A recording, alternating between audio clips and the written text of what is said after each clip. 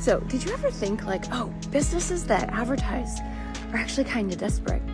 If you were good at what you did, why do you have to advertise?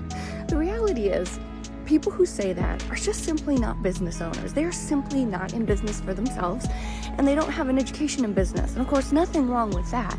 But I want to challenge your belief that the companies who advertise are somehow pathetic or desperate. The reality is, if you're a serious business, you have built in 20 to 30% of your budget all year round, 24/7 for the life of your business to constantly get people to your business, to the right people into your business. In fact, look at a company like Nike or AT&T. They still advertise, and you might think, why would they even advertise? They are so good at what they do. Why? Because serious businesses advertise, and they just advertise to remind us that they are the best about their newest product or whatever that might be. So the belief that, businesses that advertise are somehow desperate, no.